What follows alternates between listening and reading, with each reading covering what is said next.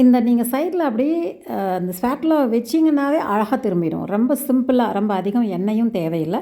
இதுக்கு அரிசி உளுந்து நான் எதுவுமே சேர்க்கல. ப்ரோட்டீன் பேக்கட் ரெசிபி வேணும் அப்படின்னா கண்டிப்பாக இந்த ரெசிபியை நீங்கள் ஃபாலோ பண்ணி பாருங்கள். சூப்பரான இன்ட்ரெஸ்டிங்கான ரெசிபியும் கூட. இதுக்கு பெரிய மெனக்கட்டு எதுவுமே ஆட்டி புளிக்க வச்சு அந்த மாதிரி எதுவுமே கிடையாது. இது ரொம்ப சூப்பரான டேஸ்ட்லேயும் இருக்கும். இந்த பணியாரம் எல்லாருமே விரும்பி சாப்பிடக்கூடியதாகவும் இருக்கும். ரொம்ப நேரத்துக்கு ரொம்ப சாஃப்டாகவே இருக்கும்.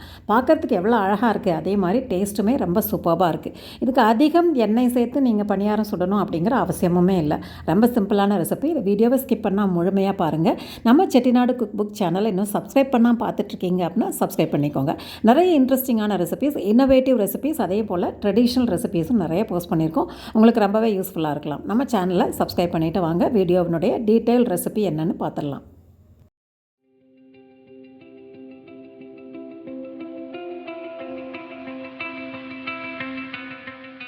இந்த ரெசிபிக்கு நான் எடுத்துக்கிறது 2 மெயினான இன்க்ரீடியண்ட்டு. இது நல்ல பவர் பேக்டு அப்படின்னு சொல்லக்கூடிய அளவுக்கு ப்ரோட்டீன் சத்து நிறைய இருக்குது. மீல் மேக்கர் 1/2 கப் எடுத்திருக்கேன். அதே கப்பில் 1 கப்பு ஹீப்பாக பச்சை பயிறு எடுத்திருக்கேன். இது 225 கிராம் பிடிக்கக்கூடிய அளவு கப்பு. இது ஒரு ஆழாக்குன்னு சொல்லக்கூடியது. இதில் 1 கப்பு பச்சை பயிரும் 1/2 கப்பு மீல் மேக்கரும் எடுத்திருக்கேன். இது ரெண்டையும் நல்லா கழுவிட்டு ஊற வைக்கணும். இந்த பச்சை பயிரினுடைய நன்மைகள் எண்ணில் அடங்காததுன்னு சொல்லலாங்க. இதோட நன்மைகள் நீங்கள் தெரிஞ்சுக்கணும் அப்படின்னா கூகுளில் சர்ச் பண்ணி பாருங்கள். அவ்வளோ நியூட்ரிஷனல் வேல்யூ இந்த பச்சை பயிருக்கு இருக்குது. இது ரெண்டையும் சேர்த்து நல்லா கழுவிடுங்க. நல்லா ஒரு 3-4 தடவை கழுவிட்டு தண்ணி சேர்த்து இது நல்லா மூழ்கிற அளவுக்கும் தண்ணி சேர்த்துருங்க. தண்ணி சேர்த்து நல்லா ஊற வச்சுருங்க.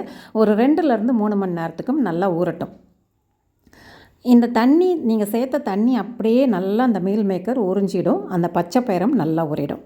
ஒரு 2-3 மணி நேரத்துக்கு அப்புறம் நான் காமிக்கிறேன் அது எப்படி ஊறி இருக்குன்னு பாருங்கள். இப்போ பார்த்திங்கன்னா ஒரு 2 மணி நேரத்துக்கு மேலே ஆயிடுச்சு. நல்லா அந்த மீல் மேக்கர் நம்ம சேர்த்த தண்ணியை ஃபுல்லாக நல்லா உறிஞ்சிடுச்சு. இந்த பச்சை பயிரும் நல்லா பெருசாக வந்துடுச்சு. இந்த மாதிரி இருந்ததுன்னா உங்களுக்கு உபரி சூப்பராக கிடைக்கும். அந்த பயிரை லைட்டாக அப்படி நசுக்கி பார்த்திங்கன்னா அந்த தொளி தனியாக வரும். அந்த பயிருமே நல்லா நசுங்கிற அளவுக்கு இருக்கும். மீல் மேக்கரை ஸ்க்வீஸ் பண்ணிங்கன்னா நல்லா சொட்டாக தண்ணி வரும். அவ்வளவு தண்ணியை அது உறிஞ்சி வச்சுருக்கும். நல்லா சாஃப்டாகவும் இருக்கும். இதை சேர்த்து நல்லா தண்ணியை சேர்க்கணுங்கிற அவசியம் இல்லை. இதை சேர்த்து இது கூட சில பொருட்களையும் சேர்த்து அரைக்க போகிறோம். நல்லா இட்லி மாவு பதத்துக்கு அரைக்க போகிறோம். இது 2 தடவையாக அரைச்சிக்கோங்க. குவான்டிட்டி ஜாஸ்தியாக இருந்தால் நான் 2 தடவை தான் அரைக்க போகிறேன். முதல்ல இதில் சில பகுதிகள் அப்படியே கொஞ்சம் எடுத்து தண்ணியை கொஞ்சம் வடிச்சிட்டு எடுத்துக்கலாம். தேவைப்பட்டால் அந்த தண்ணியை சேர்த்து அரைச்சிக்கலாம். இது கூட சீரகம் சேர்த்துக்கோங்க. இஞ்சி தோல் சீவிட்டு அதையும் கட் பண்ணி சேர்த்துக்கோங்க. 2 பச்சை மிளகா, கொஞ்சோண்டு கொத்தமல்லி தலையும் சேர்த்துக்கோங்க. நல்ல மணமாக இருக்கும். இதை நல்லா நைஸாக அரைச்சிக்கோங்க. நல்லா நைஸாக இந்த மாதிரி கெட்டியாக இருக்கிற அளவுக்கு அரைச்சி எடுத்துகிட்டு வந்துட்டேன். இந்த ட்ரான்ஸ்ஃபர் பண்ணிவிட்டு மீதம் இருக்கிறதையும் சேர்த்து நல்லா அரைச்சிட்டு வந்துடுறேன். இந்த மாதிரி 2 போர்ஷனாக அரைச்சிட்டிங்க அப்படின்னா ஒரே மாதிரி அரைப்படும். மொத்தமாக சேர்த்திங்கன்னா மிக்ஸி சூடாகிடும். அதனால் 2 போர்ஷனாக அரைச்சி எடுத்துகிட்டு வந்துட்டேன். இது புளிக்க வைக்கணுங்கிற அவசியம் கிடையாதுங்க. இதுக்கு தேவையான அளவு உப்பு சேர்த்து நல்லா பீட் பண்ணிக்கலாம். அந்த மிக்ஸி ஜாரில் கொஞ்சம் தண்ணி சேர்த்து அதையும் சேர்த்துட்டேன். சுவைக்கு தேவையான உப்பையும் சேர்த்துக்கோங்க. இதையும் சேர்த்து நல்லா பீட் பண்ணி வச்சுடுங்க.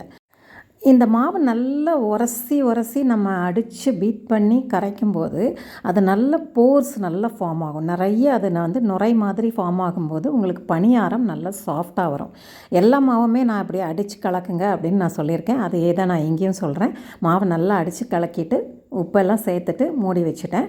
இது ஒரு 10 நிமிஷம் அப்படியே இருக்கட்டும். அதுக்கடையில் நம்ம கொஞ்சோண்டு பொடியாக கட் பண்ணின வெங்காயம், ஒரு பெரிய சைஸ் வெங்காயம் எடுத்து பொடியாக கட் பண்ணி சேர்த்துருக்கேன். கொத்தமல்லி தழை சேர்த்துக்கோங்க, கருவேப்பிலை சேர்த்துக்கோங்க. இது எல்லாத்தையும் சேர்த்துக்கோங்க. நான் சுவைக்கு என்ன பண்ணியிருக்கேன், 2 கைப்பிடி அளவுக்கு தேங்காயும் சேர்த்துருக்கேன். தேங்காய் சேர்த்தோன்னா ஆரோக்கியத்துக்கு ரொம்பவே நல்லது. சுவையும் அட்டகாசமாக ஒரு சின்ன இனிப்பு சுவை கிடைக்கும். அதனால் தேங்காயும் சேர்த்து எல்லாத்தையும் நல்லா கலந்து விட்டுக்கோங்க. இந்த மாவு புளிக்க வைக்க தேவையில்லை, நான் ஏற்கனவே சொல்லியிருக்கேன். இதை அடை மாதிரி தான் எல்லாத்தையுமே அரைச்சிட்டு இமீடியட்டாக நீங்கள் பணியாரம் சுட்டுடலாம். இந்த பணியாரம் நல்ல கிறிஸ்பாக மொறுன்னு அட்டகாசமாக வரும். இதுக்கு அதிகமான எண்ணெயும் தேவையாக இருக்காது. இப்போ மாவு ரெடி ஆகிடுச்சு. பணியாரக்கல் சூடு பண்ணியிருக்கேன். இதில் லைட்டாக எண்ணெய் சேர்த்தா போதும். நீங்கள் லேசாக ஒரு ட்ராப் எண்ணெய் சேர்த்துட்டு அந்த ப்ரஷ் இருக்கும் இல்லையா, அதில் கூட அப்படி தடவி விட்டாவே உங்களுக்கு சூப்பராக அழகாக எடுக்க வரும். இந்த பணியாரம் சிக்கிக்கும் அப்படிங்கிற அவசியமெல்லாம் இல்லைங்க. நல்லா அடிப்பிடிக்காது, தீஞ்சு போகாது, நல்ல ரோஸ்டடாக சூப்பராக வரும். மாவு மட்டும் ரொம்ப தண்ணியாக இல்லாமல் வச்சுக்கோங்க. தண்ணியாக இருந்ததுன்னா உள்ளே கொஞ்சம் அவ்வளோ சாஃப்டாக இருக்காது, கொஞ்சம் நீர்க்க இருக்க மாதிரி இருக்கும். இந்த மாதிரி கெட்டியாக வச்சுக்கிட்டு பண்ணிங்க அப்படின்னா உள்ளே நல்லா வடை மாதிரி சூப்பர் டேஸ்ட்டாக டேஸ்ட்டாக வருங்க. இந்த மாதிரி பணியாரம் செஞ்சுருக்கவே மாட்டீங்க. நீங்கள் செஞ்சு பாருங்கள். அப்படி செஞ்சுருக்கீங்க அப்படின்னா எனக்கு கமெண்ட் பாக்ஸில் சொல்லுங்கள். இந்த பணியாரம் வந்து அந்த மீல் மேக்கர் சேர்க்கறதுனால நல்லா உங்களுக்கு நல்ல ப்ரௌன் கலரில் வரும்.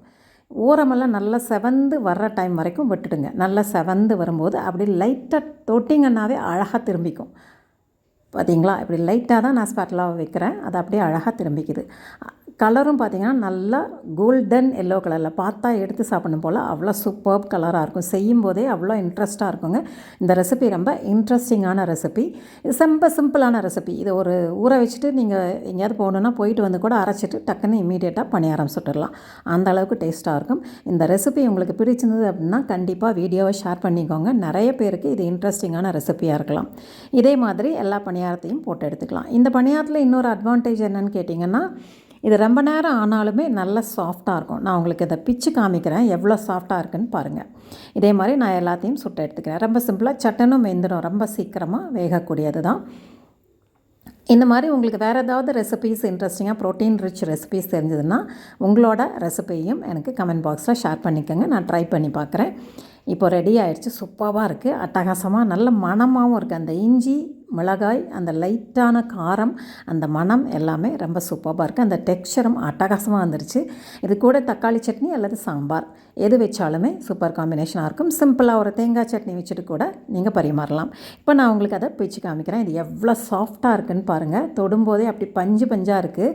வெளியிலையும் நல்லா உங்களுக்கு அந்த கலரு நல்லா ரோஸ்டான மாதிரி வந்திருக்கு. இதை நான் பிச்சு பார்க்கும்போது உள்ளே பார்த்திங்கன்னா நல்ல கூடு கூடாக அட்டகாசமாக வந்திருக்கும். இது கூட சிம்பிளாக நான் ஒரு தக்காளி மசால் தான், தக்காளி தொக்கு மாதிரி பண்ணியிருந்தேன். அது இந்த காம்பினேஷன் நல்லா இருக்குங்கிறதுனால மேட்ச் பண்ணியிருக்கேன். சுவையை ரசிக்கலாமாங்க. தேங்க்ஸ் ஃபார் வாட்சிங். வீடியோ பிடிச்சிருந்ததுன்னா லைக் பண்ணி கமெண்ட் பண்ணி ஷேர் பண்ணிக்கோங்க.